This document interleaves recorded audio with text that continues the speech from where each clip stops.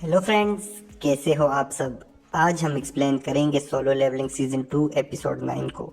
Last episode में जिनू ने demon dungeon के बॉस बेरन को हरा दिया था और प्रेसिडेंट गो ने जैपनीज हंटर के साथ मिलकर जीजू आइलैंड पर रेड का प्लान डिस्कस किया था।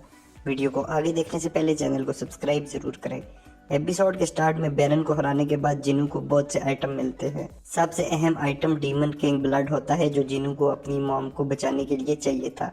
जिनू फौरन से स्पेशल वाटर तैयार करता है। उस टाइम आयरन बेरन के ड्रैगन की लाश को उठाकर ले आता है। जिनू से देखकर काफी खुश होता है और जल्दी से अराइज पावर यूज करके ड्रैगन के शैडो को अपनी आर्मी में शामिल कर देता है और उसका नाम काइजर रखता है। जिनू को एक न्यू पावर मिल जाती है शैडो एक्सचेंज की। अब वो अपने शैडोज के साथ स्विच कर सकता था। जिनू ईजल से कहता है तुम वापस जाओ। वो बोलती है लेकिन अभी तो हमने पार्टी भी करनी है। जिनू कहता है फिर मिलेंगे और अपने शैडो जो उसने घर के पास रखा था उससे स्विच कर देता है। जिनू जल्दी से काइजर को समन करता है और हॉस्पिटल की तरफ निकल जाता है। प्रेसिडेंट गो कैन के साथ जीजू आइलैंड पर होने वाले अटैक को डिस्कस करते हैं। वो पूछता है कि जिनू किधर है तो कैन कहता है अभी तक उससे राब्ता नहीं हुआ। एक बार में बैंक और बैंग जो एक एस रैंक मेडिकल हंटर है बैठे होते हैं।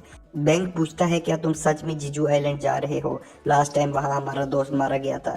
बैंक कहता है इसीलिए जाना जरूरी है ताकि मैं उन्हें वहीं रोक सकूं, लेकिन तुम नहीं जाओगे।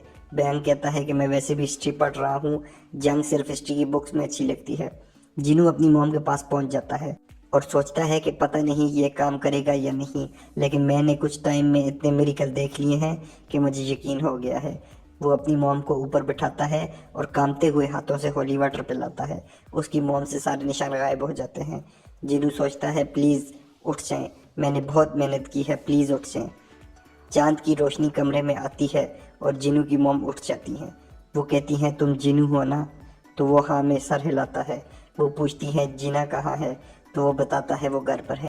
मॉम जिनू का शुक्रिया अदा करते हुए कहती है तुमने बहुत तकलीफ़ें उठाई हैं, तुम जख्म से बरे हुए हो। जिनू रोने लगता है और कहता है वो सब कुछ भी नहीं है। नेक्स्ट डे जिना मॉम को देखती है और रोते हुए उनके गले लग जाती है। जिनू सोचता है मेरी सारी मुश्किलात का फल मुझे मिल गया है। प्रेसिडेंट को मीडिया के सामने आते हैं और सबको बताते हैं कि हम जीजू आइलैंड पर जा रहे हैं। हमारे पास 10 एस रैंक हंटर कोरिया के और 10 एस रैंक जापान से भी होंगे और इस बार हम ज़रूर जीतेंगे। जिनू अपनी मॉम और जिना के साथ वापस आता है तो जिना ने पूरा घर गंदा किया होता है। मॉम कहती है आओ सब मिलकर साफ करते हैं। वो जिनू से पूछती हैं क्या कभी डैड ने रब्ता किया है, लेकिन वो इनकार कर देता है। तो मॉम कहती है तुम भी हंटर बन गए हो, तुम्हारे डैड भी हंटर ही थे। जिना कहती है मैं डॉक्टर बनूंगी और उसकी मॉम ये सुनकर खुश होती हैं। प्रेसिडेंट गो कैन से कहता है कि अमेरिका से एक एस रैंक हंटर थॉमस भी आने वाला है। वो यही कहेगा कि वो न्यूज़ देखकर आया है, लेकिन हो सकता है वो जिनू को देखने आया हो या कुछ कंफर्म करने। जिनू प्रेसिडेंट गो से मिलने आता है। गो कहता है कि इस मिशन में हमें तुम्हारी मदद चाहिए होगी। जिनू सोचता है कि मेरे लिए मौका अच्छा है, लेकिन अभी मेरी फैमिली वापस आई है।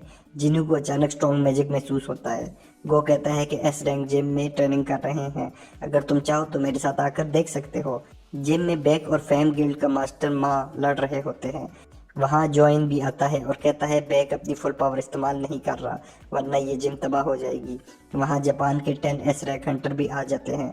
उनका कैप्टन गोटो जिनू को देखकर कहता है ये एसासिन टाइप हंटर लग रहा है, लेकिन उसके साथ ए रैंक हंटर कहती है वो मेज टाइप है। वो लड़की कहती है कि ये कोरिया के टॉप हंटर हैं, लेकिन मुझे इन्हें देखकर काफ़ी मायूसी हुई है क्योंकि मैंने हमेशा गोटो की फाइट्स देखी हैं। वहाँ कोरिया का ए रैंक हंटर पार्क आता है और कहता है तुम लोग ऐसे हमारी बेइज्जती नहीं कर सकते। गोटो कहता है ऐसा है तो फिर हम आपस में लड़ाई कर लेते हैं, जापान और कोरिया के एस रैंक हंटर की। प्रेसिडेंट को कहता है मैच लड़ने में इतने अच्छे नहीं होते, इसीलिए उन्हें छोड़ दो। बैक बोलता है अगर किसी का भी हाथ पकड़ा गया या कोई गिर गया तो वो आउट हो जाएगा और हम सब एक साथ फाइट करेंगे ताकि आइलैंड के लिए तैयार हो जाएं। कोरिया और जापान दोनों की तरफ से 4 हंटर उतरते हैं और उसके साथ एपिसोड खत्म हो जाती है। आपको क्या लगता है, क्या गोटो और जिनू की लड़ाई होगी और उनमें से कौन ज़्यादा स्ट्रांग होगा? कमेंट करके हमें ज़रूर बताएं। Thanks for watching, please subscribe.